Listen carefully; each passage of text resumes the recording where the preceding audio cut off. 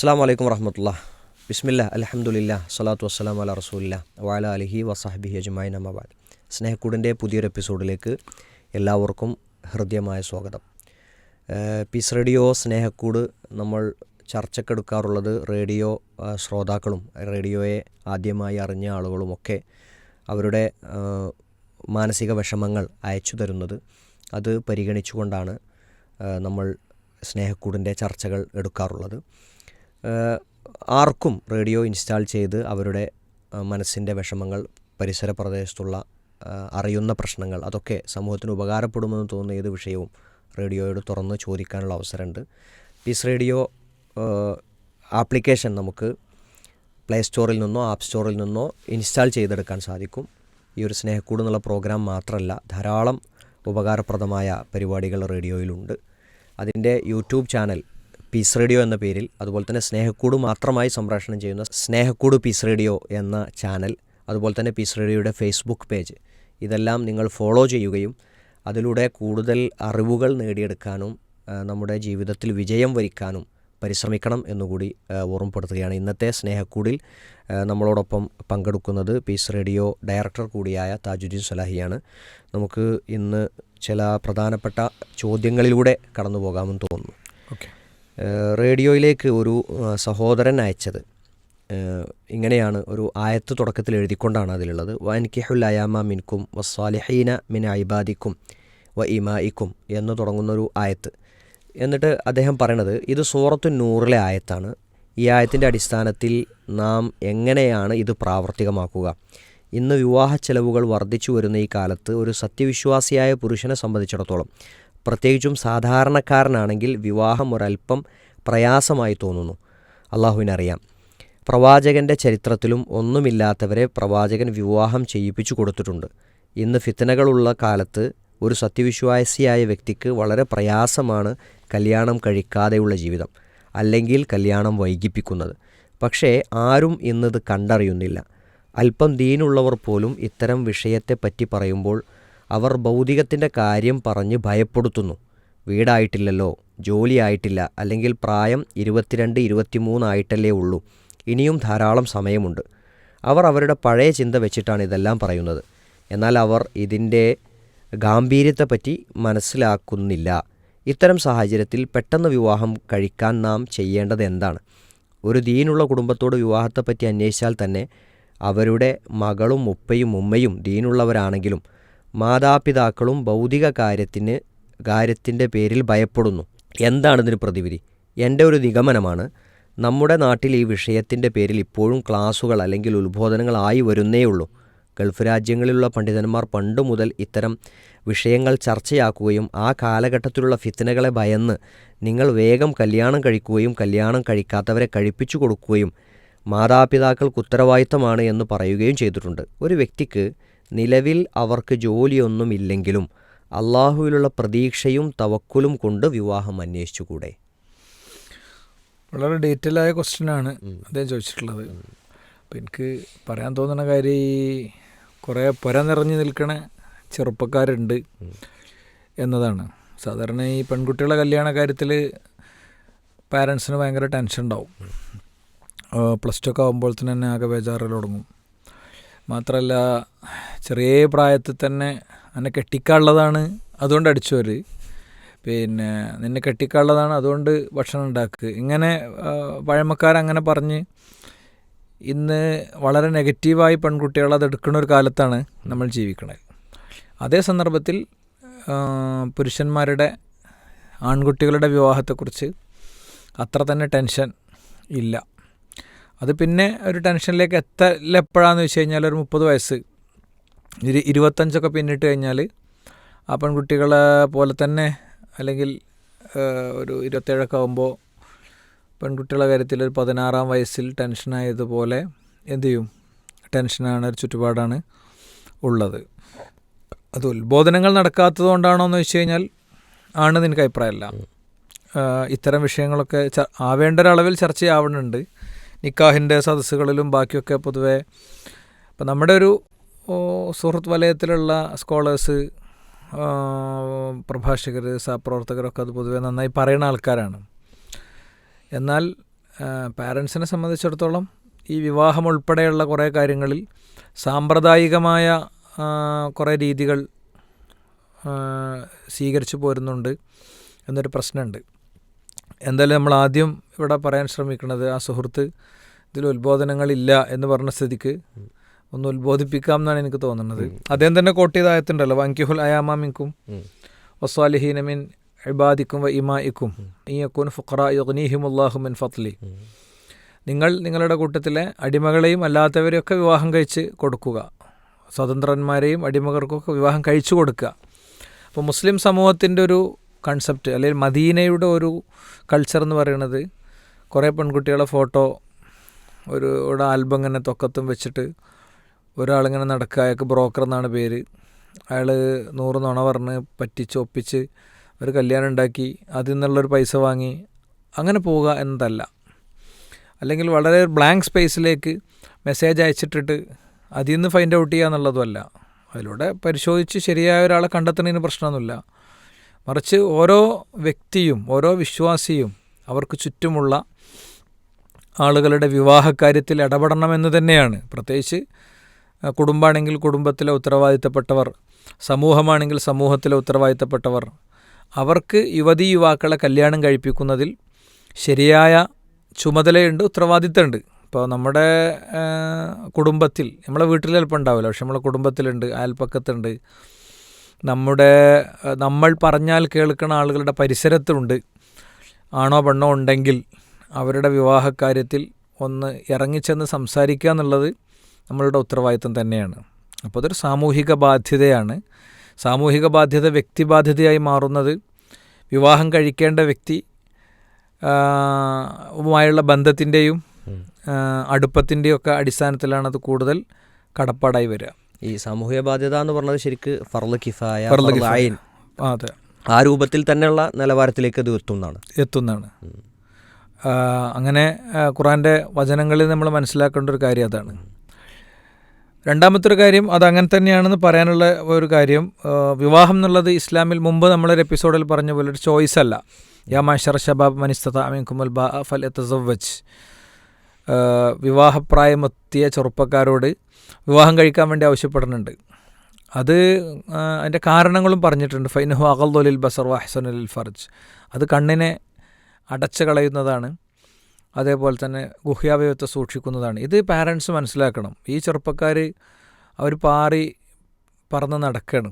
അവരവരുടെ ജോലിസ്ഥലത്തും ബാക്കിയുള്ളിടത്തൊക്കെ അവർക്ക് അവരുടേതായ പ്രൈവസികളുണ്ട്. അപ്പോൾ നമ്മൾ ഒരു ശ്രദ്ധ കാണിക്കാത്തത് കൊണ്ടും അവരെ ബോധ്യപ്പെടുത്താത്തത് കൊണ്ടും താല്പര്യപ്പെടുത്താത്തത് കൊണ്ടും അവസരം ഒരുക്കാത്തത് കൊണ്ടും അവർ ഇതുപോലത്തെ കാര്യങ്ങളിൽ ലൈംഗിക രംഗത്തൊക്കെ അവർക്ക് വീഴ്ച പറ്റിയാൽ അതിൻ്റെ ഉത്തരവാദിത്വം സ്വാഭാവികമായിട്ടും മാതാപിതാക്കൾക്കായിരിക്കും. മാതാപിതാക്കൾ അതിൽ കണിശമായ ആ വിഷയം എന്ത് ചെയ്യണം, ശ്രദ്ധിക്കണം. മാതാപിതാക്കൾ എന്ന് മാത്രമല്ല, പാനീയന്മാരൊക്കെ ഉണ്ടാവും, ജ്യേഷ്ഠന്മാർക്ക് അതിൽ ഉത്തരവാദിത്തമുണ്ട്. ജ്യേഷ്ഠന്മാർ ആ കാര്യം സ്വാഭാവികമായിട്ടും ശ്രദ്ധിക്കണം. അപ്പോഴൊക്കെ വരുന്നൊരു പ്രശ്നം സാമ്പത്തിക സാഹചര്യങ്ങൾ, ബാക്കി കാര്യങ്ങളൊക്കെയാണ്. ഒരു കാര്യം ഉറപ്പാണ്, ഒരു തൊഴിലുമില്ല, കൂലിയില്ല, ഉത്തരവാദിത്വമില്ല, ചുമതലയില്ല, അങ്ങനത്തെ ഒരാളെ പിടിച്ചിട്ട് കല്യാണം കഴിപ്പിക്കാൻ പറ്റില്ല. കാരണം മനിസ്തതാഅ മിൻകുമുൽ ബാഅ, ഈ ബാഅത്ത്, നിങ്ങളിൽ ബാഅത്ത് എത്തിയവർ കല്യാണം കഴിക്കുക എന്നാണല്ലോ. ബാഅത്ത് എന്ന് പറയുന്നത് വെറും ലൈംഗികത മാത്രമല്ല. പണ്ഡിതന്മാരുടെ ഒരു വിശദീകരണ പ്രകാരം താൻ വിവാഹം കഴിച്ച് ഏറ്റെടുക്കുന്ന കുട്ടിയെ സംരക്ഷിക്കാനുള്ള ആരോഗ്യവും അനുബന്ധങ്ങളും സാമ്പത്തികമൊക്കെ ഉണ്ടാവുക എന്നുള്ളതും അതിൽ പെട്ട തന്നെയാണ്. അപ്പം അതുകൊണ്ട് പിന്നെ പ്രായമായിട്ടുണ്ട് എന്നുള്ളതുകൊണ്ട് ഓൻ്റെ പരിപാടി TVS ആണ്, തെക്ക് വടക്ക് സർവീസാണ്. നേരം വെളുക്കുമ്പോൾ ഒരു ടീഷർട്ടൊക്കെ ഇട്ട് പോകാനായിട്ട് ഇറങ്ങും. എന്നിട്ട് ഉച്ചക്ക് ചോറ് കഴിക്കാനാകുമ്പോൾ വരും. എന്നിട്ട് ഉച്ച കഴിഞ്ഞിട്ട് പിന്നെ കുറച്ച് നേരം ഉറങ്ങിങ്ങാണ്ട് വേറൊരു കുപ്പായിട്ട് കണ്ടാണ് പോവും. പിന്നെ രാത്രി ആകുമ്പോൾ വരും. അയ്യമ്മ കല്യാണം കഴിപ്പിച്ച് കൊടുക്കേണ്ട കാര്യമൊന്നുമില്ല. കൃത്യമായൊരു എന്തെങ്കിലും ഒരു 10 ഉറുപ്യ അവസാനം അവൻ്റെ വൈഫിന് അവളുടെ ഇന്നർവെയേഴ്സ് വരെ വാങ്ങാൻ വാപ്പാൻ്റെ അടുത്ത് കണ്ട് പൈസ വയ്ക്കാൻ പറ്റില്ലല്ലോ. അതിലൊന്നും സംശയമല്ല, അതൊരു പ്രശ്നമാണ്. എന്നാൽ അതേ സമയത്ത് പാരൻസിനെ സംബന്ധിച്ചിടത്തോളം അവനാകെ 10-25 ഉറുപ്യ സാലറി ഉള്ളൂ. അതൊരു പ്രശ്നമാണ്. അവന് PSC കിട്ടട്ടെ, അവന് PSC കിട്ടുന്നെന്താ ഉറപ്പ്?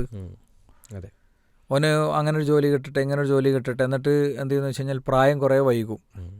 പ്രായം കുറേ വൈകിയാൽ പിന്നെ ഈ വിവാഹ അന്വേഷിച്ച് ചെല്ലുന്ന കുട്ടികൾ ഇയാൾക്ക് എന്തുകൊണ്ട് ഇത്രയും കാലം പെണ്ണ് കിട്ടിയില്ല, അപ്പോൾ അയാൾക്ക് എന്തോ ഒരു കുഴപ്പമുണ്ട്. ഇങ്ങനത്തെ ഒരു അവസ്ഥയ്ക്കാണ് എത്തുക. ഇപ്പോൾ റസൂലുള്ളാഹി സ്വല്ലല്ലാഹു അലൈഹി വസല്ലം റബിയാനോട് പറഞ്ഞൊരു സംഭവം കഴിഞ്ഞൊരു നമ്മുടെ എപ്പിസോഡിൽ അബ്ദുറഹ്മാൻ കോട്ട് ചെയ്തിരുന്നല്ലോ. ഖാലലി റസൂലുള്ളാഹി സ്വല്ലല്ലാഹു അലൈഹി വസല്ലം, എന്നോട് പ്രവാചകൻ ചോദിച്ചു, അലാ തതസവ്വജ് യാ റബിയ നീ കല്യാണം കഴിക്കണില്ലേ? അപ്പോൾ പ്രവാചകൻ സ്വല്ലല്ലാഹു അലൈഹി വസല്ലം തങ്ങളോട് ഞാൻ പറഞ്ഞു, ലാ വല്ലാഹി യാ റസൂലല്ലാഹ്, ഇല്ല നബിയെ, മാ ഉരീദു അൻ അതസവ്വജ്, വിവാഹം എൻ്റെ പ്ലാനിലില്ല. അപ്പോൾ റസൂലുള്ളാഹി വീണ്ടും ആവർത്തിച്ച് ചോദിക്കുകയാണ്. അപ്പോൾ റസൂലുള്ളാഹി ആവർത്തിച്ച് ചോദിക്കുമ്പോൾ അദ്ദേഹം പറയാണ്, മാ ഇന്ദി മാ യുഖീമുൽ മർഅ, ഒരു പെണ്ണിനെ കൊണ്ട് നടക്കാനുള്ളത്, കാമറ നിന്നു എന്നാണ്. കാമ യുഖീമ പറഞ്ഞാൽ കൈകാര്യം ചെയ്യാൻ, കൊണ്ട് നടക്കാനുള്ള സംഗതികൾ എൻ്റെ അടുത്തില്ല. വമാ ഉഹിബ്ബു അൻ യുശ്ഗിലനി അൻക ശൈ, അങ്ങനെ കൊണ്ട് നടക്കാനുള്ള സമ്പത്തും കാര്യങ്ങളൊക്കെ ഞാൻ സമ്പാദിക്കാൻ പോകുമ്പോൾ സ്വാഭാവികമായിട്ടും നിങ്ങൾക്ക് സേവനം ചെയ്യുക, നിങ്ങളുടെ പിന്നാലെ ഉണ്ടാവുക എന്ന് പറയുന്ന അവസ്ഥ എനിക്ക് നഷ്ടപ്പെടും. ഞാൻ ജോലിക്കൊക്കെ പോകേണ്ടി വരും, ഇപ്പോൾ ഫുൾ ടൈം നിങ്ങളെ കൂടെയാണ്. അപ്പോൾ പ്രവാചകൻ സ്വല്ലല്ലാഹു അലൈഹി വസല്ലം അദ്ദേഹത്തോട് പറയണത്, ഫഇന്നക ഇൻ തസവ്വജ്ത ജാഅക റിസ്ഖുഹ, നീ അവളെ കല്യാണം കഴിച്ചാൽ എനിക്കുള്ള റിസ്ക് വരും. അപ്പം വിവാഹം എന്നത് തന്നെ ഒരു വ്യക്തിയെ സംബന്ധിച്ചിടത്തോളം അയാളുടെ സാമ്പത്തിക ജീവിതത്തിനും മുന്നോട്ട് പോക്കിനൊക്കെ വഴി തുറക്കുന്ന ഒന്നാണ്. അത് ഖുറാനിലെ നമ്മൾ ഈ ആദ്യത്തെ ആയത്തിലുണ്ട്, ഇയകൂനു ഫുഖറാ യുഗ്നിഹിമുല്ലാഹു മിൻ ഫളലി, അവർ ദരിദ്രന്മാരാണെങ്കിൽ അല്ലാഹു സുബ്ഹാനഹു വ തആല അവരെ എന്ത് ചെയ്യും, സമ്പന്നരാക്കും എന്നാണ്. സലാസത്തുൻ ഹഖ്ഖുൻ അലല്ലാഹി ഔനുഹും, 3 വിഭാഗത്തെ അള്ളാഹു സഹായിക്കുമെന്ന് പറഞ്ഞതിൽ ഒരു വിഭാഗം അന്നാക്കിഹു യുരീദുൽ അഫാഫ്, ചാരിത്രം വിശുദ്ധി ഉദ്ദേശിച്ചുകൊണ്ട്, ലൈംഗിക രംഗത്തെ ശുദ്ധി ഉദ്ദേശിച്ചുകൊണ്ട് കല്യാണം കഴിക്കുന്ന വ്യക്തിക്ക് അള്ളാഹുവിൻ്റെ സഹായം ഉണ്ടാകുന്നതാണ്. അപ്പോൾ രക്ഷിതാക്കൾ ഇതിൽ മനസ്സിലാക്കേണ്ട കാര്യം, അത്യാവശ്യം ഒരു കുട്ടിയെ തീറ്റിപ്പോറ്റാനുള്ള സാഹചര്യമൊക്കെ ഉണ്ടെങ്കിൽ ആ ഒരു അവസ്ഥയിൽ അവൻ്റെ കൂടെ ചേരുന്ന ഒരു കുട്ടിക്കും കുടുംബത്തിനും അവൻ പിന്നീട് വികസിക്കുമ്പോൾ അതെന്തല്ല, ഒരു പ്രശ്നമല്ല. അതുകൊണ്ട് തന്നെ എന്ത് ചെയ്യേണ്ടതുണ്ട്, രക്ഷിതാക്കൾ ഇതിൽ ഗൗരവതരമായ ചിന്തക്ക് വിധേയമാകണം. പിന്നെ ഈ ചെറുപ്പക്കാരും ശ്രദ്ധിക്കേണ്ടത് എന്താ വെച്ച് കഴിഞ്ഞാൽ, ഇവനൊരു പക്വത എത്തി, ഇവനിപ്പോൾ കെട്ടിക്കാനൊക്കെ ആയി എന്ന് രക്ഷിതാക്കൾക്ക് തോന്നിയപ്പോഴാണ്. ഞാൻ നേരത്തെ പറഞ്ഞ തെക്ക് വടക്ക് സർവീസ് മാത്രം ആകാതെ വീട്ടിലെ കാര്യങ്ങളൊക്കെ ഒന്ന് ശ്രദ്ധിച്ച് തുടങ്ങി, പാരൻസിൻ്റെ കാര്യങ്ങളിലൊക്കെ ഒന്ന് ഇടപെട്ട് എന്തെങ്കിലുമൊക്കെ ഒന്ന് അധ്വാനിച്ച് 1 കിലോ ഇറച്ചിയും 2 കിലോ കോഴിയും കുറച്ച് പച്ചക്കറിയൊക്കെ പെരയ്ക്ക് കൊണ്ടുവന്ന് എന്തെങ്കിലുമൊക്കെ പാരൻസിൻ്റെ കയ്യിലൊക്കെ കൊടുക്കുമ്പോഴാണ് എന്ത് ചെയ്യുക, ഇവനതിനായിട്ടുണ്ട് എന്ന് മനസ്സിലാക്കാൻ ആകുള്ളൂ. പൂതിയും വെച്ച് മാത്രം നടന്നുകൊണ്ട് എന്ത് ചെയ്യില്ല, പെണ്ണ് കിട്ടൂല, ഉറപ്പാണ്. അവൻ എന്താണ് ഏർപ്പാട് എന്ന് എന്ത് ചെയ്യും, കെട്ടിക്കണൊരു ആളുടെ പിന്നെ രക്ഷിതാക്കൾ അന്വേഷിക്കും. അത് വലിയൻ്റെ ഉത്തരവാദിത്തമാണ്. ആ കുട്ടിക്ക് ഈ വീട്ടിൽ കിട്ടണ സൗകര്യമെങ്കിലും അവിടെ കിട്ടുമോ എന്ന് ഉറപ്പ് വരുത്തും. അപ്പോൾ എന്തെങ്കിലുമൊക്കെ ഫേക്കായിട്ട് അതും ഇതും അറിയുന്നൊക്കെ പറഞ്ഞാണ്ട് പറ്റിച്ച് കെട്ടരുത്. കാരണം രാവും പകലും ഒന്നിച്ച് ജീവിക്കാനുള്ള ഒരാളാണ് കൂടെ വരുന്നത്. അവിടെ തൊഴിലുകൾ ഇവിടെ ഇഷ്ടം പോലെ ഉണ്ട്. ഇന്നത്തെ ചെറുപ്പക്കാർ പഠിച്ച കോഴ്സിലെ തൊഴിൽ മാത്രം തിരഞ്ഞ് നടക്കുന്ന കുറേ ടീമുണ്ട്. അങ്ങനത്തെ ആൾക്കാർ എന്ത് ചെയ്യൂല, വേറെ എന്ത് തൊഴിൽ കിട്ടിയാലും അതൊന്നും എടുക്കില്ല. വേറൊരു എക്സ്റ്റെൻ്റ് ഉള്ളത്, പഠിച്ചൊരു കോഴ്സ് അവിടെ കിടക്കുന്നുണ്ടാവും, അതൊക്കെ അവിടെ ഇട്ടിട്ട് ഓന് വേറെ ഒരു സാധനത്തേക്ക് പോകും. ഇത് രണ്ടും പ്രശ്നമാണ്. ഇതിന് രണ്ടിൻ്റെയും ഇടയിലുള്ളൊരു സ്റ്റാൻഡാണ് വേണ്ടത്. ധാരാളം തൊഴിലുകളുണ്ട്, ആ തൊഴിലുകൾ ശരിയായി പരിശോധിച്ച് പോകുക. വേറൊരു ടീമുണ്ട്, എവിടെയെങ്കിലും ഒന്ന് കയറിയാൽ പിന്നെ അവിടുന്ന് പോകില്ല. ഞാൻ പറയണ അത്യാവശ്യം നല്ല സ്റ്റേബിളായിട്ടുള്ളൊരു സംഗതിയിൽ എത്തുന്നതിനെക്കുറിച്ചല്ല, മറിച്ച് എവിടെയെങ്കിലുമൊക്കെ ഒരു ടെക്സ്റ്റൈൽസിലോ ഷോപ്പ് കീപ്പറൊക്കെ ആയിട്ട് നിൽക്കുന്നുണ്ടാവും. ആ ഷോപ്പ് ഫുൾ ഓനായിരിക്കും കൊണ്ടെടുക്കുന്നത്. ഒരു വേറെ ബ്രാഞ്ച് തുടങ്ങി പോകും. അവൻ ഈ സാലറി തന്നെ എപ്പോഴും ഉണ്ടാവുള്ളൂ. മുതലാളി ഇഷ്ടം പോലെ സമ്പാദിക്കുന്നുണ്ടാകും, അവനാ കൃത്യം പൈസ എന്തിനുണ്ടാവുള്ളൂ, കിട്ടുന്നുണ്ടാവുള്ളൂ. വേറെ ടീമുണ്ട്, ബിസിനസ് എന്ന് പറഞ്ഞിട്ട് അങ്ങനെ നടക്കും, ഒന്നൊന്നൊന്നൊക്കെ ഇങ്ങനെ ചാടും, അടുത്തീമൊക്കെ ചാടും, ഇഷ്ടം പോലെ കട ഉണ്ടാകും. ഇതൊന്നും ശ്രദ്ധിക്കാത്തവരുണ്ടാകും. അപ്പോൾ ഒരു പെൺകുട്ടിയെ ഏറ്റെടുക്കാവുന്ന വിധമുള്ള സുരക്ഷിതമായ ഒരു തൊഴിൽ, ഒരു ധന സമ്പാദന മാർഗം അതുണ്ടാക്കി വെക്കണം. അപ്പോഴേ കുടുംബത്തിനും അതേപോലെ തന്നെ ഈ പറയുന്ന പെൺകുട്ടിക്കും അവരുടെ കുടുംബത്തിനൊക്കെ അത് ബോധ്യപ്പെടുള്ളൂ. ആവർത്തിച്ച് പറയുന്നു, രക്ഷിതാക്കളെ സംബന്ധിച്ചിടത്തോളം രക്ഷിതാക്കൾ ഈ ആൺകുട്ടികളുടെ കല്യാണ കാര്യത്തിൽ ആവശ്യമില്ലാതെ ഉണ്ടാക്കുന്ന ഈ പ്രശ്നങ്ങളുണ്ടല്ലോ. ഇപ്പോൾ റൂം ഇങ്ങനെ കുറേ സാധനങ്ങളുണ്ട്. റൂമും ഉള്ള സൗകര്യം മതി. മുമ്പൊരിക്കൽ വിവാഹം ഏകദേശം 26-27 വയസ്സൊക്കെ ആയിട്ടും മോനെ കല്യാണം കഴിപ്പിക്കാൻ ഒരു ചെറിയ ചിന്ത പോലും നടത്താത്തൊരു വാപ്പാനോട് നിങ്ങളും മോൻ്റെ അമ്മയും മാറിക്കിടന്നളി അല്ല ബന്ധം കാട്ടുക എന്ന് പറഞ്ഞു നമ്മൾ. അങ്ങനെ പറയേണ്ടി വന്നു. കാരണം അവന് അത്രയും ആഗ്രഹമുണ്ട്, ആവശ്യമുണ്ട്, ഭയങ്കര ഡിപ്രസ്ഡാണ് അവന്. ഫുള്ളിങ്ങനെ താടിക്കും കൈ കൊടുത്ത് ഇങ്ങനെ ഇരിക്കും ഇയാൾ. വളരെ നമുക്ക് അടുത്തറിയുന്ന ആളാണ്.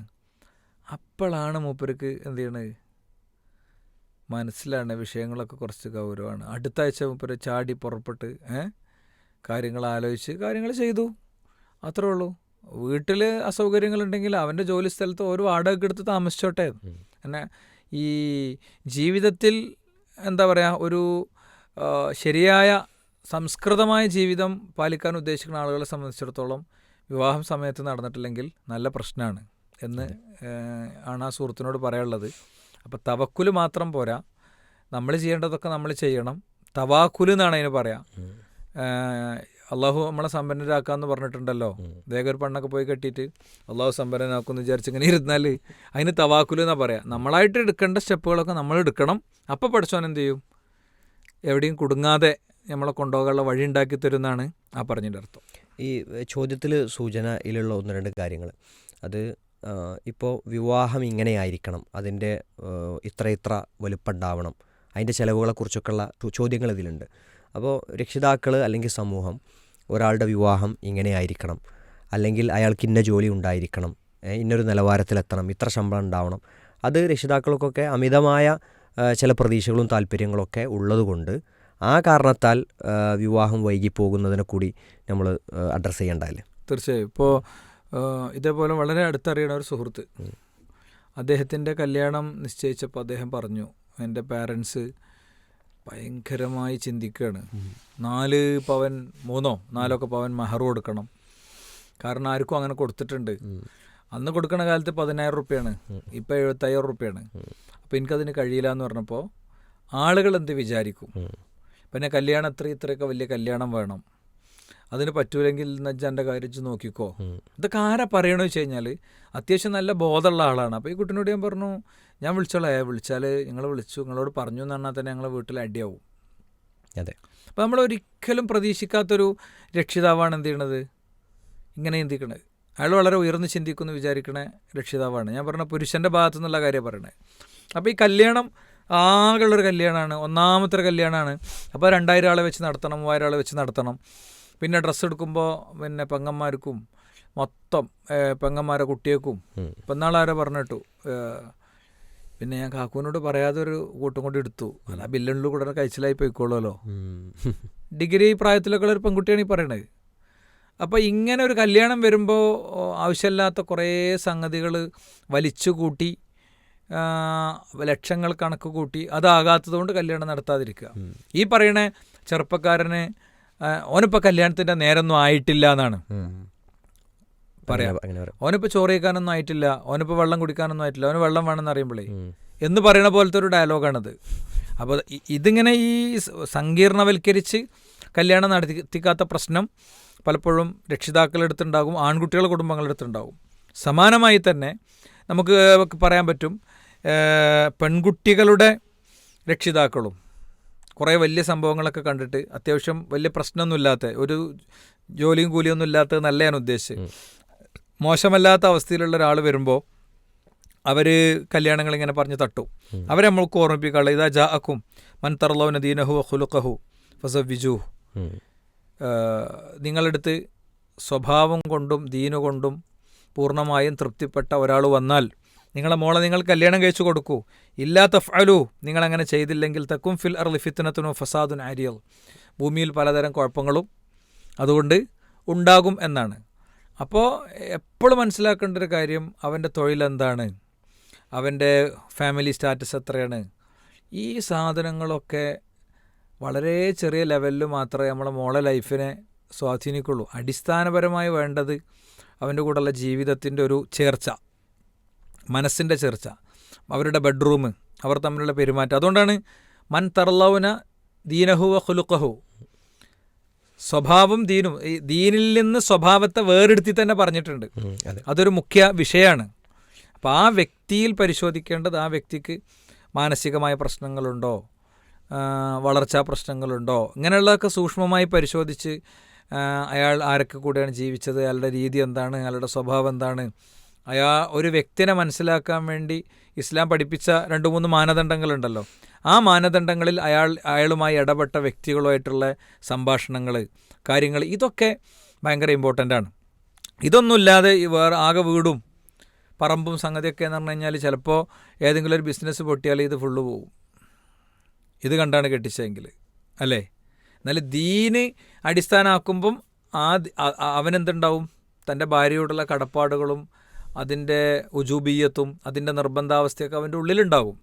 അപ്പോൾ അതുകൊണ്ട് ബാക്കിയുള്ള കാര്യങ്ങളൊക്കെ ഓക്കെയാണ്.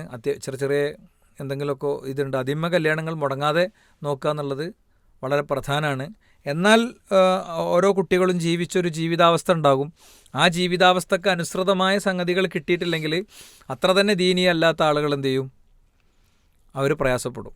ഇപ്പോൾ വീട്ടിൽ ഫുള്ള് സെർവൻറ്റിനൊക്കെ വെച്ച് അങ്ങനത്തെ ഒരു വീട്ടിൽ നിന്ന് വന്നൊരു കുട്ടി, അങ്ങനത്തെ ഒന്നുമില്ലാത്ത ആ സെർവൻ്റ് എടുക്കണേലേറെ പണിയെടുക്കേണ്ട ഒരു വീട്ടിലേക്ക് വരുമ്പോൾ ഉണ്ടാകുന്ന കുറേ പ്രശ്നങ്ങളുണ്ട്.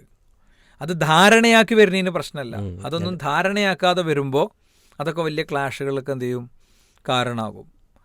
ഫുഡിൻ്റെ ഒരു മെനു, അത്യാവശ്യം ഭയങ്കര മെനു ഉള്ള ഫുഡൊക്കെ മാത്രം കഴിച്ച് ശീലിച്ചൊരു കുട്ടി, അത്ര തന്നെ മെനു ഒന്നും ശക്തമല്ലാത്തൊരു അതാണ് കുഫു എന്നുള്ളതുകൊണ്ട് ഉദ്ദേശിച്ചത്. പക്ഷെ എല്ലാ കുഫുവുകളെയും നേടിത്തരുന്ന കാര്യമാണ് ദീൻ എന്ന് പറയുന്നത്. ഉള്ളിൽ ദീനും നിലപാടും വിശ്വാസമൊക്കെ ഉള്ള ആളുകൾക്കൊക്കെ ഇതായിട്ടൊക്കെ മാച്ചാകാനും ഭയങ്കര ആനന്ദത്തിൽ ജീവിക്കാനൊക്കെ പറ്റും എന്നുള്ളതാണ് തോന്നുന്നത്.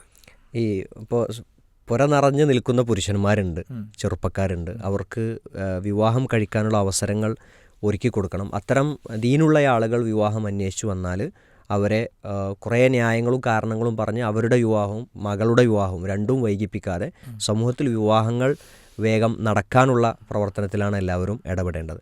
അവിടെ ഒരു പ്രധാനപ്പെട്ട മറ്റൊരു സംശയമുള്ളത്, ഇവർ വിവാഹത്തിലേക്ക് ഇറങ്ങുകയാണ് അല്ലെങ്കിൽ വിവാഹം അന്വേഷിക്കാൻ തുടങ്ങുകയാണ്. അപ്പോൾ ഒരു ചെറുപ്പക്കാരൻ വിവാഹം അന്വേഷിക്കുമ്പോൾ എന്തെല്ലാം കാര്യങ്ങളാണ് അയാൾ അന്വേഷിക്കേണ്ടത്, എന്താണ് അയാളുടെ ഒരു നിലപാടുണ്ടാവേണ്ടത്? ഭയങ്കര ക്വസ്റ്റ്യനാണിത്. അതിൽ ചില 8 കൊല്ലം 10 കൊല്ലമൊക്കെ തരും. അതിൻ്റെ കാരണം കൃത്യമായൊരു പ്ലാന് തിരച്ചിലുണ്ടാവില്ല. 100-200 ആളുകളൊക്കെ കാണും. അങ്ങനത്തെ ഒരാൾക്ക് ഒരിക്കലും പെണ്ണിട്ടില്ല. കാരണം ആളുകളെ സംബന്ധിച്ചിടത്തോളം ആളുകൾ പെണ്ണ് അന്വേഷിക്കുന്ന ദൂരത്തിനൊരു പരിധി ഉണ്ടാകും. കിഴക്ക് പടിഞ്ഞാറ് തെക്ക് വടക്ക് അതിർത്തിയിട്ടാൽ ഒരു നിശ്ചിത ദൂരത്തായിരിക്കും പെണ്ണ് അന്വേഷിക്കുക.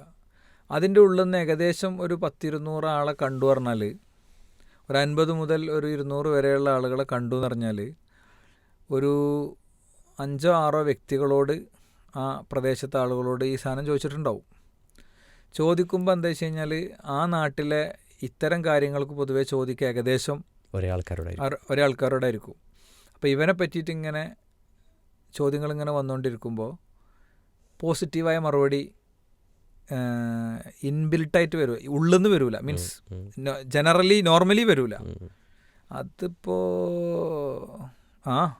ഇതിമ്മ കല്യാണം മുടങ്ങും. ഏമേ അതിപ്പോൾ ആരെ നമ്മളെ മറ്റേ ഇയാളെ മോൻ ഇത് മതി കല്യാണം മുടങ്ങാൻ, മനസ്സിലല്ലേ? അപ്പോൾ നമ്മൾ ചെറുപ്പക്കാരോട് അവരുടെ കുടുംബങ്ങളോട് പറയുന്ന കാര്യം, നിങ്ങളൊരു കമ്പ്യൂട്ടർ വാങ്ങുകയാണെങ്കിൽ അതിനെത്ര റാമുണ്ട്, അതിൻ്റെ കോൺഫിഗറേഷൻ എത്രയാണ്, അല്ലെങ്കിൽ നിങ്ങളൊരു ഫോൺ വാങ്ങുകയാണെങ്കിൽ, നല്ലൊരു ഷർട്ട് വാങ്ങുകയാണെങ്കിൽ ഒക്കെ നല്ല നോക്കിയിട്ടാണ് എന്ത് ചെയ്യുക, അത് വാങ്ങുക. അപ്പം നമ്മളുടെ കൺസെപ്റ്റിൽ നമ്മുടെ ഇണ ആരാണ്, ആണാണെങ്കിലും പെണ്ണാണെങ്കിലും, പെൺകുട്ടികളോടും പറയണത് ആരാണ് എൻ്റെ ഇണ എന്നതിൽ ഒരു നല്ല വ്യക്തത വേണം. ആ വ്യക്തതയിൽ നമുക്ക് പിഴവ് പറ്റിയിട്ടില്ല എന്ന് ഉറപ്പ് വരണം. അപ്പോൾ ആ വ്യക്തതയിലുള്ള ഒരു വിഷയം എന്ന് പറയുന്നത് സൗന്ദര്യം സംബന്ധിച്ച കുറേ സങ്കല്പ പ്രശ്നങ്ങളുണ്ടാകും. സോഷ്യൽ മീഡിയയൊക്കെ സ്ഥിരമായി വാച്ച് ചെയ്യുമ്പോൾ ഇന്നത്തെ കാലത്ത് പൊതുവേ സൗന്ദര്യത്തെക്കുറിച്ച സങ്കല്പം എന്ന് പറയുന്നത് ഭയങ്കര ഈ ചർമ്മങ്ങൾക്കൊക്കെ ചില പ്രത്യേകതകൾ, ഗ്ലാസി ആയിട്ടുള്ള ഭയങ്കര ഇങ്ങനെ തൊട്ടാലൂടെ ഇങ്ങനെ അങ്ങനത്തെ ഈ കൊറിയൻ ഡ്രാമ ഒക്കെ പോലുള്ളതൊക്കെ കണ്ടിട്ട് അതിൽ നിന്ന് ഈ കുട്ടികൾ പോലും വിചാരിക്കാതെ അവരുടെ ഉള്ളിൽ കയറി കൂടിയൊരു ചിന്ത ഉണ്ടാവും. അതെ, ഇത് കണ്ടിന്യൂസ് ആയിട്ട് തുടർച്ചയായിട്ടൊരു സാധനം ഇങ്ങനെ കാണുമ്പോൾ അതാകും നമ്മുടെ ഒരു കൺസെപ്റ്റ്, അതാകും നമ്മുടെ ഒരു കാഴ്ചപ്പാട് എന്ന് പറയുന്നത്. അപ്പോൾ നമ്മൾ തിരഞ്ഞെടുക്കേണ്ട ഇണയെ സംബന്ധിച്ച ജീവിച്ചവരുടെ, വിവാഹത്തിലൂടെ വിജയിച്ച് ജീവിച്ചവരുടെ അനുഭവങ്ങളും ഇസ്ലാമികമായ പ്രമാണങ്ങളും നമ്മളെന്ന വ്യക്തിയുടെ ബയോളജിക്കൽ, ഫിസിക്കൽ പശ്ചാത്തലങ്ങളൊക്കെ വെച്ചിട്ട്, ജീവശാസ്ത്രവും ശാരീരശാസ്ത്രവുമായ ഒക്കെ വെച്ചിട്ട് ഈ മൂന്നിൻ്റെ അടിയിൽ നിന്ന് എന്ത് ചെയ്യണം, ഒരു ഇണയെ നമ്മൾ സെറ്റ് ചെയ്യണം. മനസ്സിലായില്ലേ? ആ ഇണയെ സെറ്റ് ചെയ്യുമ്പോൾ നമുക്ക് നല്ല ബോധ്യം വേണം, നമ്മൾക്കെത്ര നിറമുണ്ട്, നമ്മൾക്കെത്ര നീളമുണ്ട്, നമ്മൾ ആരാണ് എന്നൊക്കെ നമുക്ക് ബോധ്യം വേണം. ഹീറോയിനുകളെയും സെലിബ്രിറ്റികളെയൊക്കെ കണ്ട് അതെന്നെ കണ്ട്, അവരുടെ ശരീരം കണ്ട്, അവരുടെ കട്ടിമീശ കണ്ട്, അവരുടെ മുടി കണ്ട്, അവരുടെ കോലം കണ്ട്, അവരുടെ മൂക്ക് കണ്ട്, ആണാണെങ്കിലും പെണ്ണാണെങ്കിലും ഇണയെ തിരയുമ്പോൾ ചിലപ്പോൾ കിട്ടൂല. ഇതൊരു അടിസ്ഥാന പ്രശ്നമാണ്. രണ്ടാമത്തെ കാര്യം, ആ കുട്ടിയുടെ വയസ്സ് തൊട്ട്, ആണാണെങ്കിലും പെണ്ണാണെങ്കിലും വയസ്സ്, നീളം, ഈ സാധനങ്ങളൊന്നും അറിയണമെങ്കിൽ അവിടെ പോയി കാണുന്നും വേണ്ട. അപ്പോൾ ഒരു ചെക്ക് ലിസ്റ്റ് വേണം. ഞാൻ അങ്ങനെ തന്നെയാണ് ഈ വിഷയം പറയാം. ശരിയായൊരു ചെക്ക് ലിസ്റ്റ് വേണം. ആ ചെക്ക് ലിസ്റ്റ് അതന്നെയാണോ വേണ്ടതെന്ന് എന്ത് ചെയ്യണം, ശരിക്ക് പഠിച്ചുറപ്പ് വരുത്തണം. 18-ാം വയസ്സിലെ ചെക്ക് ലിസ്റ്റ് ആവില്ല 22-ാം വയസ്സിലുണ്ടാകുക, 22-ാം വയസ്സിലെ ചെക്ക് ലിസ്റ്റ് ആവില്ല 28-ാം വയസ്സിലുണ്ടാകുക. ഈ അടുത്ത ദിവസം നമ്മുടെ അടുത്തൊരു വിഷയം വന്നിട്ടുണ്ടായിരുന്നു. 7 വർഷമായിട്ട് രണ്ടാളും പ്രണയത്തിലാണ്. വാപ്പാക്കും ഉമ്മാക്കും അറിയില്ല. എല്ലാ നിലക്കും കോഴ്സൊക്കെ കംപ്ലീറ്റ് ചെയ്തതിൻ്റെ ശേഷം രണ്ടാളും വീട്ടിൽ പോയി പറഞ്ഞു. അറിഞ്ഞ് 2 മാസമായിട്ടുള്ളൂ. പാരൻസ് അറിഞ്ഞിട്ട് 2 മാസമായിട്ടുള്ളൂ.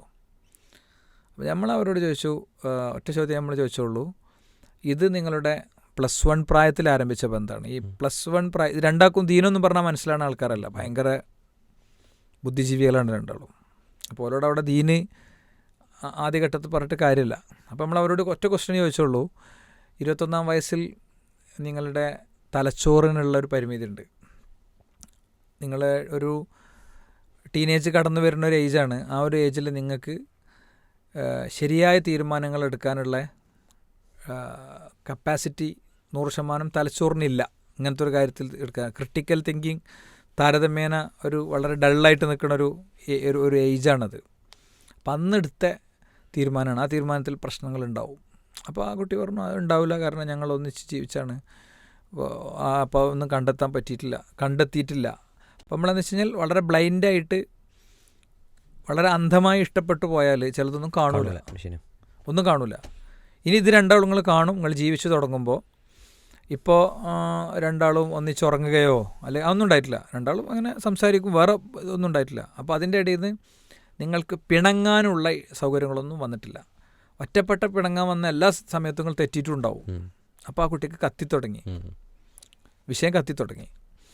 അപ്പം രണ്ടാളും അപ്പുറത്ത് പോയിരുന്ന് ഒരു 10 മിനിറ്റ് വരെ ഡിസ്കസ് ചെയ്തിട്ട് പറഞ്ഞു, നിങ്ങൾ പറഞ്ഞത് ശരിയാണ്, ഞങ്ങൾ രണ്ടാളും ആ ഏജ് മുതൽ അമ്മയിൽ പ്രശ്നങ്ങളുണ്ട്. പിന്നെ വിലയിരുത്തുമ്പോൾ ഞങ്ങൾ രണ്ടാളെയും പ്രൊഫഷൻ അടക്കം പ്രശ്നങ്ങളുണ്ട്, ഞങ്ങൾ കാഴ്ചപ്പാടിൽ വിഷയങ്ങളുണ്ട്. ഒരാൾക്ക് ഒരിക്കലും ഇന്ത്യയിൽ ജോലി കിട്ടൂല, അങ്ങനത്തതാണ്. ഒരാൾക്ക് ഏകദേശം ഇന്ത്യയിൽ മാത്രമേ എന്തുള്ളൂ കിട്ടുള്ളൂ, നല്ല തൊഴിൽ സാധ്യതയുള്ളൂ. അപ്പോൾ രണ്ടാളും ഒന്നിച്ചൊരിക്കലും ഉണ്ടാവില്ല. രണ്ടാളും ജോലി കോംപ്രമൈസ് റെഡിയല്ല. അങ്ങനെയുള്ള വളരെ ഭൗതികമായ, അപ്പം എന്നുവെച്ചാൽ നമ്മളെ ഇണയെ കൂട്ടുമ്പോൾ നമുക്ക് മക്കളുണ്ടാകും, നമ്മൾ ഒറ്റക്ക് താമസിക്കും. ഇങ്ങനത്തെ ഫാക്ടേഴ്സൊക്കെ വെച്ചിട്ട് നമുക്ക് കറക്റ്റൊരു പ്ലാന് വേണം. ആരെയാണ് നമ്മൾ കാണേണ്ടത്? ആ പ്രൊഫൈലിൻ്റെ ഉള്ളിലേക്ക് വരുന്ന ഒരാളെ നമ്മൾ എന്ത് കാണേണ്ടുള്ളൂ. ആ പ്രൊഫൈൽ എഡിറ്റ് ചെയ്യേണ്ടതുണ്ടാവും. ചിലപ്പോൾ ആ പ്രൊഫൈലിൽ തന്നെ 2 തരം സംഗതികളുണ്ടാവും. ഒന്ന് വളരെ താൽക്കാലികമായ പ്രശ്നങ്ങൾ, 2 കുറച്ചൊരു ലോങ് ടൈം ഇഷ്യൂസ്. ഇപ്പോൾ ഞാൻ താൽക്കാലിക പ്രശ്നം എന്നുള്ളത് പറയുകയാണെങ്കിൽ പറയാൻ ഉദ്ദേശിക്കുന്നത്, ആ കുട്ടിക്ക് ഒരു 3 വർഷത്തെയും കൂടി പഠനമുണ്ട്. ലോങ് ലൈഫ് കാണുമ്പോൾ ജീവിതം ഒരു ദീർഘമായ സാധനമാണ്. കല്യാണം കഴിച്ചൊരു വ്യക്തിയുടെ ജീവിതം ഒരിക്കലും ഈ ലോകത്ത് തീരണില്ല. അതുഹുൽ ജന്നത്താനത്തും വസ്വാജുക്കും തുഹബറൂൻ, നിങ്ങളുടെ ഇണകളും സന്തോഷത്തോടെ സ്വർഗത്തിലേക്ക് പോയിക്കോളൂ. അപ്പോൾ അത് ചിലരെ സംബന്ധിച്ചിടത്തോളം ആ 3 വർഷം എന്നുള്ളത് അതുകൊണ്ട് തന്നെ എന്താവില്ല, ബാക്കി എല്ലാം ഓക്കെയാണ്, 3 വർഷത്തെ കോഴ്സ് ഉണ്ടെന്നാണെങ്കിൽ അതിനൊരു താൽക്കാലിക വിഷയമായിട്ടേ കാണേണ്ടതുള്ളൂ. ആ 3 വർഷം കുറച്ച് സഹിക്കേണ്ടി വരും, അതെങ്ങനെയെല്ലാം സഹിക്കേണ്ടി വരും എന്നുള്ളൊരു പ്ലാൻ ഉണ്ടാക്കിയാൽ മതി. എന്നാൽ ചിലരെ സംബന്ധിച്ചിടത്തോളം 3 വർഷം ഒരു നല്ല ടൈമായിരിക്കും. ചില ആളുകൾക്ക് 3 വർഷം ഒരു 3 മാസത്തിൻ്റെ ഫീലിൽ കൊണ്ടുപോകാൻ പറ്റും. ചില ആളുകൾക്ക് 3 വർഷം ഒരു 30 കൊല്ലത്തിൻ്റെ ഫീലിൽ കൊണ്ടുപോകാൻ പറ്റും. അപ്പം ഇങ്ങനത്തെ കാര്യത്തിലൊക്കെ നല്ല ധാരണേൻ്റെ ശേഷം കാണാൻ എന്തിനേ പോകണ്ടുള്ളൂ, ശരീരത്തിൻ്റെ അവസ്ഥയും മീൻസ് അങ്ങനത്തെ കുറച്ച് കാര്യങ്ങളും അങ്ങനത്തെ കാര്യങ്ങളുള്ളൂ. പിന്നെ വീട്, അതിൻ്റെ ചുറ്റുപാട് കാര്യങ്ങൾ, ആരോഗ്യം, അനുബന്ധങ്ങൾ, ഇങ്ങനത്തതൊക്കെ നേരത്തെ ഉറപ്പ് വരുത്തി ഓക്കെ ആയതിൻ്റെ ശേഷമേ പോകണ്ടുള്ളൂ. അപ്പോൾ കുറച്ച് പണിയുണ്ട്. നല്ലോണം പ്രാർത്ഥിക്കുക എന്നുള്ളതാണ് ആദ്യം ചെയ്യേണ്ട കാര്യം. ജീവിതത്തിൽ അത്തരമൊരു ഘട്ടത്തിലേക്ക് പ്രവേശിച്ച് തുടങ്ങുന്ന ആദ്യ ഘട്ടത്തിൽ വേണ്ടത് സ്വാലിഹായ ഇണയെ വേണമെന്നുള്ള പ്രാർത്ഥനയാണ്. അപ്പോൾ പഠിച്ചവൻ എന്ത് ചെയ്യും, കൊണ്ടുവന്ന് തരും. അപ്പോൾ അവിടെ പോയി സംസാരിച്ച് ആ സംസാരിച്ചതിൽ നിന്ന് ക്ലാരിറ്റി ഉണ്ടാക്കേണ്ട കാര്യങ്ങളൊക്കെ ക്ലാരിറ്റി ഉണ്ടാക്കി മുന്നോട്ട് പോകുക എന്നുള്ളതാണ് വേണ്ടത്. അപ്പോൾ ആ നിലക്ക് ഇങ്ങനത്തെ കുറച്ച് കാര്യങ്ങൾ എന്ത് ചെയ്യണം, ശ്രദ്ധിക്കണം. പറഞ്ഞതിൽ ചുരുക്കത്രേ ഉള്ളൂ. നല്ലോണം ധാരണയാക്കി വേണം കാണാൻ പോകുക എന്നുള്ളത്. ഇപ്പോൾ ഈ പെൺകുട്ടികൾ ഇങ്ങനെ വന്ന് നിൽക്കുക എന്നുള്ളത് ഈ പെൺകുട്ടിയുടെ കുടുംബത്തിന് അതിൽ കുറേ ടെൻഷൻ ഉണ്ട്. 3-4 ആൾ മുന്നിൽ പോയി നിൽക്കുന്നതോടുകൂടെ തന്നെ കുട്ടികളൊക്കെ വിഷമിക്കും. അപ്പോൾ അത് പെൺകുട്ടികളുടെ രക്ഷിതാക്കളും ശ്രദ്ധിക്കേണ്ടതാണ്. ആണിനെക്കുറിച്ച് ശരിക്കും അന്വേഷിച്ച് എല്ലാ ഭാഗവും അന്വേഷിച്ച് ഓക്കേൻ്റെ ശേഷം കാണേണ്ട ഘട്ടമാകുമ്പോൾ എന്ത് ചെയ്താൽ മതി, വന്ന് കണ്ടാൽ മതി എന്ന് തന്നെയാണ് വിചാരിക്കേണ്ടത്. അപ്പോൾ കാണാൻ പോകുമ്പോൾ അല്ലെങ്കിൽ പെണ്ണ് അന്വേഷിക്കുമ്പോൾ അല്ലെങ്കിൽ ചെക്കൻ അന്വേഷിക്കുമ്പോഴുള്ള കാര്യങ്ങൾ അത് വളരെ വിശദമായി നമ്മുടെ മഹബ്ബ പ്രീ മാരിറ്റൽ വർക്ക്ഷോപ്പ് സെഷനുകളിൽ പിന്നെ എടുക്കാറുണ്ട്. അതിൽ പ്രത്യേകിച്ച് പിന്നെ ഒപ്പം ഇരുത്തി പറഞ്ഞതിലൊരു പ്രശ്നമുണ്ട്, എന്നാലും ശ്രോതാക്കൾക്ക് വേണ്ടി അത് പറയാം. നമ്മുടെ ഫീഡ്ബാക്കുകൾ പരിശോധിച്ച് നോക്കുമ്പോൾ പുരുഷന്മാരുടെ ഭാഗത്തുനിന്ന് പിന്നെ നിങ്ങൾ അവതരിപ്പിക്കാറുള്ള ആ ഒരു ഏരിയ കാണാൻ പോകുമ്പോൾ ശ്രദ്ധിക്കേണ്ട കാര്യങ്ങൾ എന്താണെന്നുള്ളത് നല്ലൊരു ഫീഡ്ബാക്ക് ലഭിക്കാറുള്ളതാണ്. അപ്പോൾ അത് പൂർണ്ണമായി ഇവിടുന്ന് ഫ്രീ ആയിട്ട് കിട്ടുമെന്ന് വിചാരിക്കണ്ട. അത് ഇൻഷാ അല്ലാഹ് നമുക്ക് മഹബ്ബ വർക്ക്ഷോപ്പ് ആളുകൾ വേറെ തെറ്റിദ്ധരിക്കും. അതായത് നമ്മൾ ഈ മഹബ്ബ ആളുകൾക്ക് വേണ്ടി പറയണം, ഈ മഹബ്ബ വർക്ക്ഷോപ്പ് നമ്മൾ നടത്തുമ്പോൾ ചെറിയൊരു ഫീസ് വാങ്ങലുണ്ട്. എന്തിനാ വാങ്ങണമെന്ന് വെച്ച് കഴിഞ്ഞാൽ എല്ലാതും പിരിച്ചാണ് നടത്തുന്നത്. ഈ പിരിവ് നടത്താൻ ആകെ നിശ്ചിത ആൾക്കാരുള്ളൂ, വാങ്ങാനും നിശ്ചിത ആൾക്കാരുള്ളൂ, കൊടുക്കാനും നിശ്ചിത ആൾക്കാരുള്ളൂ. അപ്പം അങ്ങനത്തെ കാര്യങ്ങളൊക്കെ തികച്ചും ഇൻഡിവിജ്വൽസ് ശരിക്കും പഠിച്ച് മനസ്സിലാക്കേണ്ടതാണ്. ഒരു നിലയും വലിയ ഉണ്ടായിക്കോട്ടെ എഴുതിയിട്ട് തന്നെയാണ് ഫീസ് വാങ്ങണത്. ഭയങ്കര ഫീസൊന്നുമില്ല, ചെറിയ പൈസ, ഒരു 1000, 1500, 2000 ആ എമൗണ്ടൊക്കെ മഹബ്ബക്ക് വരാറുള്ളൂ. അതെ, അതിൻ്റെ ഹാളും അതുപോലെ ഭക്ഷണവും ആ സൗകര്യങ്ങൾക്ക് വേണ്ടിയുള്ള ഒരു ചിലവിന് വേണ്ടി തന്നെയാണ് നമ്മളത് സംഘടിപ്പിക്കാറുള്ളത്. ഇതിൽ മറ്റൊരു വിഷയം കൂടിയുള്ളത്, ഒരു രക്ഷിതാവ്, ഒരു കുട്ടി, ആ കുട്ടി നല്ലൊരു ചെക്കനാണ്. അപ്പോൾ നമ്മളെ പരിചയത്തിലുള്ളൊരു കൂട്ടുകാരൻ, അടുത്തറിയണൊരു ചങ്ങാതി, അപ്പോൾ അവൻ്റെ ഒരു കല്യാണം ഉണ്ടാക്കണ്ടേ എന്ന നിലക്ക് പിന്നെ അവൻ്റെ നാട്ടുകാരനായ ഒരു നമ്മളെ പരിചയക്കാരനായ ഒരാളോട് ഞാൻ സംസാരിച്ചു, അവനക്ക് കല്യാണം അന്വേഷിക്കണ്ടേ, അങ്ങനെ നോക്കണ്ട. അപ്പോൾ ഓല് കല്യാണം അന്വേഷിക്കുന്നുണ്ട്. പിന്നെ അബ്ദുറഹ്മാൻ എന്തായാലും ഇടങ്ങാറായി, ഓൻ്റെ കല്യാണത്തിന് വേണ്ടി ഒരുങ്ങണ്ട, ഓൻ്റെ വാപ്പാക്ക് കുറേ നിബന്ധനകളുണ്ട്, ആ നിബന്ധനകളൊന്നും പാലിച്ചിട്ട് ഓനക്ക് ഇപ്പോഴത്തൊന്നും കല്യാണം ഉണ്ടാവുമെന്ന് എനിക്ക് തോന്നണില്ല. അത് ഇദ്ദേഹം കല്യാണമൊക്കെ ഉണ്ടാക്കാനൊക്കെ താല്പര്യപ്പെടുന്ന ഒരാൾ തന്നെയാണ്. അപ്പോൾ ഞാൻ അതിൽ കുറേ അന്വേഷണങ്ങൾ കൊണ്ടുപോയി കൊടുത്തിട്ട് അത് എൻ്റെ ഒരു അധ്വാനം വെറുതെ നഷ്ടമാവും എന്ന ഒരു ടോണിലേക്ക് അദ്ദേഹത്തിൻ്റെ സംസാരം മാറി. അതൊരു വശത്ത്. അതേപോലെ തന്നെ രക്ഷിതാക്കൾക്ക് ഒരാൾക്ക് കല്യാണം അന്വേഷിക്കാനായി എന്നതിൽ കുറേ നിബന്ധനകൾ, മറ്റു നിബന്ധനകൾ, കസിൻസിൻ്റെ കല്യാണം കഴിയണം, സ്വന്തം വീട്ടിലെ ജ്യേഷ്ഠാനിയന്മാരുടെ കാര്യം മാത്രമല്ല, കസിൻസിൽ മൂത്ത ആളുകളുടെ ആദ്യം കഴിയണം, അങ്ങനത്തെ കുറേ നിബന്ധനകളുള്ള ആളുകളുണ്ടാവും. അത്തരക്കാരോടൊരു ചെറിയൊരു നിർദ്ദേശം കൂടി ആവശ്യമുണ്ട് തോന്നുന്നു. ഈ കല്യാണം മുടങ്ങണതിൻ്റെ അല്ലെങ്കിൽ നടക്കാതെ പോണതിൻ്റെ ഒരു കാരണമാണിത്. അതായത് ഈ രക്ഷിതാക്കൾ ഇതിനെ കാണുന്ന ഒരു പ്രശ്നമുണ്ട്. ഈ ചങ്ങാതി കാണാൻ പോയി സൗന്ദര്യം പറ്റാതെ അങ്ങനത്തെ പ്രശ്നങ്ങൾ ഒരു ഭാഗത്തുണ്ട്. അതേപോലെ തന്നെ ഈ രക്ഷിതാക്കളുടെ ആവശ്യമില്ലാത്ത നിബന്ധനകൾ, അതുകൊണ്ട് എന്ത് ചെയ്യും, ആ കുട്ടിക്ക് തിരഞ്ഞിട്ട് കാര്യമില്ല എന്നുള്ളിടത്തേക്ക് എത്തും. ഈ കുട്ടി, എനിക്കറിയുന്നൊരു കുട്ടിയുണ്ട് അങ്ങനെ, ദീനിയാണ്, നല്ല കുട്ടിയാണ്, പെൺകുട്ടിയാണ്, പഠിക്കും, ഒക്കെയാണ്. അപ്പോൾ ഏത് കല്യാണം കൊണ്ടുവന്നാലും പിന്നെ മൗനമായിരിക്കും. അതിനൊറ്റ കാരണമുള്ളൂ, അവർ നല്ല സാമ്പത്തികമായിട്ട് മെച്ചമുള്ളതാണ്. ആ കുട്ടിക്ക് ഇപ്പോൾ നല്ല പ്രായമായി തുടങ്ങി, ഇനി നല്ലൊരു ബന്ധമൊക്കെ ഭയങ്കര റിസ്ക്കാണ്. കാരണം പെൺകുട്ടികളൊരു നിശ്ചിത പ്രായത്തിൻ്റെ അപ്പുറം പോയി കഴിഞ്ഞാൽ, ഇന്ന് ആൺകുട്ടികളൊരു 23, 24 കല്യാണം കഴിഞ്ഞ് പോവുകയാണ്. എന്നാൽ അവരവരുടെ ഒരു പവിത്രത വിചാരിച്ചിട്ട് രക്ഷിതാക്കളും പൊതുവെ അതിന് തയ്യാറാണ്. ഇപ്പോൾ എനിക്കറിയുന്ന ഒരു കേസിൽ ഒരു കുട്ടി, അവൾ എഞ്ചിനീയറിങ്ങിൽ ഇലക്ട്രോണിക്സ് കഴിഞ്ഞ ആളായിരുന്നു. അപ്പോൾ നല്ല ദീനി രംഗത്തൊക്കെ ഉള്ള ആളായതുകൊണ്ട് നമ്മുടെ ക്യാമ്പുകളിലും പരിപാടികളിലൊക്കെ ഇങ്ങനെ വരുന്നുണ്ട്. അവളുടെ കാര്യം പൊതുവെ എല്ലാവരും ഡിസ്കസ് ചെയ്യും. അവൾക്ക് കല്യാണം വേണമല്ലോ, M.Tech കഴിഞ്ഞ് നിൽക്കുമ്പോഴാണ്. അപ്പോൾ വാപ്പാക്കാണെങ്കിൽ ഇലക്ട്രോണിക്സിലുള്ള ഒരാൾ തന്നെ കിട്ടണം. എഞ്ചിനീയർ മാത്രമായ പോരാ, എഞ്ചിനീയറിങ്ങിൽ ഇലക്ട്രോണിക്സ് ബ്രാഞ്ച് തന്നെ വേണം. അപ്പോൾ ആ കുട്ടി എൻ്റെ അടുത്തും വൈഫിൻ്റെ അടുത്തും ഒരിക്കൽ ഇങ്ങനെ പറഞ്ഞു, ഇങ്ങനെ ഒരു പ്രശ്നമുണ്ട്. അപ്പോൾ അവളുടെ ഒരു ഡയലോഗ് ഭയങ്കര ഫേമസ് ആയിട്ടുള്ളൊരു ഡയലോഗാണ്, ഞാനതെടുക്ക് പറയലുണ്ട്. എനിക്കൊരു മീൻ കച്ചവടക്കാരനായാലും കുഴപ്പമില്ല, പക്ഷെ ദീന് വേണം, എനിക്ക് ഈ ബ്രാഞ്ച് ഇതൊന്നും വിഷയമല്ല. അപ്പം ആ മനസ്സാ കുട്ടിക്കുള്ളതുകൊണ്ട് ആ കുട്ടിക്ക് അവളുടെ ഒപ്പം ആഗ്രഹിച്ച പോലത്തെ ഒരു ബന്ധം അവസാനം കിട്ടി. പക്ഷെ എത്രയോ വിവാഹങ്ങൾ നഷ്ടപ്പെട്ടിരുന്നു. ആർക്കും ആ കുട്ടിക്ക് വേണ്ടി ചിന്തിക്കാൻ കഴിയാത്തൊരവസ്ഥയ്ക്ക് എത്തിയിരുന്നു. ചുറ്റും ജീവിക്കുന്നവർ ഒരാൾക്ക് വേണ്ടി ചിന്തിക്കാൻ കഴിയാത്തൊരവസ്ഥയ്ക്ക് കല്യാണം കഴിക്കേണ്ട ആണും പെണ്ണും എത്തിക്കും, അവരുടെ പാരൻസും എത്തിക്കും. അതൊരു വലിയ പ്രശ്നമാണ്. മറ്റൊന്ന്, ഈ ഒരാൾ ഉണ്ടായിരിക്കെ വേറൊരാളുടെ വിവാഹം, ഈ വിവാഹം എന്നൊക്കെ പറയുന്നത് ഓരോരുത്തരുടെ പേഴ്സണൽ മാറ്ററാണ്. അപ്പോൾ സ്വന്തം വീട്ടിൽ ഇപ്പോൾ പെങ്ങൾ ഒക്കെ ഉണ്ടാകുമ്പോൾ അതൊരു പ്രശ്നം തന്നെയാണ്. പക്ഷെ അതും ഒരു പരിധിക്കപ്പുറത്തേക്ക് പോകുമ്പോൾ എല്ലാവരും ഇടങ്ങാറാണ് അവസ്ഥയാണ് ഉണ്ടാകുക. ഈ പെൺകുട്ടിയുടെ കല്യാണം അത് പലപ്പോഴും എന്താ സംഭവിക്കുക വെച്ചാൽ സമയത്ത് നോക്കൂല. അതെ, പഠനം പഠനം പഠനം പഠനം എന്ന് പറഞ്ഞിട്ട് എന്ത് ചെയ്യും, ബുദ്ധിമുട്ടാക്കിയിട്ട് സമയം തെറ്റും. അത് രക്ഷിതാക്കളും ചിലപ്പോൾ കാരണക്കാരാണ്, ചിലപ്പോൾ കുട്ടികളും കാരണക്കാരാവും. കുട്ടികളിപ്പോൾ കുറേ കുട്ടികൾക്കൊക്കെ നേരത്തെ വേണം താല്പര്യം ഉണ്ടാകും. പക്ഷെ രക്ഷിതാക്കൾ ഇതിങ്ങനെ PG കഴിഞ്ഞിട്ടുള്ളൂ എന്ന് പറയും. അങ്ങനെ താത്താൻ്റെത് എങ്ങനെയൊക്കെയാരും കഴിഞ്ഞത്, താത്താക്ക് വൈകുന്നേരമായിട്ട് ചോറ് മതിയാവും, അല്ലെങ്കിൽ കാക്കാക്ക് ചിലപ്പോൾ രാത്രി ചോറ് മതിയാവും. ഈ കുട്ടിക്ക് ഉച്ചക്കന്നെ വേണ്ടി വന്നാൽ താത്തക്ക് രാത്രിയാണ് വെയ്ക്കലെന്ന് പറയില്ലല്ലോ. അതേപോലത്തെ കാര്യമാണ് കല്യാണം എന്ന് പറയുന്നത്. നമ്മളൊക്കെ പറയലുണ്ട്, അങ്ങനെ നിങ്ങൾക്ക് ആഗ്രഹം ഉണ്ടെങ്കിൽ നിങ്ങൾ പറയണം, നമുക്ക് സംസാരിക്കാമെന്നൊക്കെ നമ്മളൊക്കെ പറയും. പൊതുവെ അതുതന്നെ അറിയില്ല, നമ്മളെ ടീമിലെ ആളുകളൊക്കെ പറയും. അങ്ങനെ പറയാറുണ്ട്. കുട്ടികൾ ഞെട്ടലോടുകൂടെ രക്ഷിതാക്കൾ കേൾക്കാറുമുണ്ട്, സന്തോഷത്തോടെ കല്യാണം കഴിപ്പിച്ചു കൊടുക്കാറുമുണ്ട്. അപ്പം ഞാൻ പറഞ്ഞത് ഇതിൽ പക്ഷേ ചില കുടുംബങ്ങൾ വളരെ ഇഴ ചേർന്ന് ജീവിക്കുന്നവരായിരിക്കും. അപ്പോഴാണ് ഈ കസിൻസ് ഇങ്ങനെയുള്ള ഇതിലേക്കൊക്കെ പോവുക. അതിൻ്റെ മതപരമായ എൻ്റെ ആവശ്യമല്ല, അതെല്ലാവർക്കും വളരെ പേഴ്സണലാണ്. ഓരോരുത്തർക്കും കല്യാണം ഉണ്ടാകാൻ പഠിച്ചൊരു സമയം നിശ്ചയിച്ചിട്ടുണ്ടാവും. എല്ലാവരുടെയും വിഷമിപ്പിച്ച് കണ്ട് ആക്കരുത്, ഒരു അണ്ടർസ്റ്റാൻഡിങ് എത്തി. അത് ഈ കല്യാണം ആരതാണോ നടത്തേണ്ടത് അവർ മുന്നിട്ടിറങ്ങാണ് വേണ്ടത്. പെങ്ങന്മാർ ഒരുപാട് പെൺകുട്ടികൾ അങ്ങനെ ഉണ്ട്, കാക്കൻ്റെ കല്യാണം നടന്നോട്ടെ, എനിക്കത് പ്രശ്നമില്ല എന്ന് പറയണേ. പിന്നെ അങ്ങനെ ഒരു പെൺകുട്ടി വീട്ടിലിരിക്കെ കല്യാണം കഴിച്ച് കൊണ്ടുവരുന്ന ഭാര്യയും അയാളും ശ്രദ്ധിക്കേണ്ട കുറേ കാര്യങ്ങളുണ്ടാവും. അത് അവരുടെ ഇടപെടലിലും വളരെ പബ്ലിക്കായി ഭാര്യ ഭർത്താക്കന്മാരാകാൻ പാടില്ല. അങ്ങനത്തെ വീട്ടിൽ വളരെ പബ്ലിക്കായി ഭാര്യ ഭർത്താക്കന്മാരാകാൻ കാരണം മനസ്സിലായല്ലോ. അത് മനസ്സിലാക്കാനുള്ള വിവേകം സ്നേഹക്കൂടിൻ്റെ ശ്രോതാക്കൾക്ക് ഉണ്ടാവും. എന്താ വെച്ച് കഴിഞ്ഞാൽ അനാഥ കുട്ടിയുടെ മുന്നിൽ സ്വന്തം കുഞ്ഞിന് ഉമ്മ കൊടുക്കരുത് എന്നൊരു അടിസ്ഥാനം ഉണ്ടല്ലോ. അതേ അടിസ്ഥാനം ഇതിലൊക്കെ ബാധകമാണ്. അതൊന്ന് ശ്രദ്ധിക്കേണ്ടി വരും. യെസ്, എന്തായാലും ഇന്നത്തെ എപ്പിസോഡ് നമുക്ക് അവസാനിപ്പിക്കേണ്ട സമയമായി. ഞാൻ വിവാഹം അന്വേഷിച്ച സമയത്ത് എൻ്റെ ഒരു കൂട്ടുകാരന് മറ്റൊരാൾ വിവാഹ അന്വേഷണത്തിൻ്റെ സമയത്ത് പറഞ്ഞു കൊടുത്തൊരു പോയിൻ്റ് അത് പറഞ്ഞു തന്നു. അത് ഇതാണ്, നമുക്ക് കുറേ നിബന്ധനകൾ ഉണ്ടാകണം.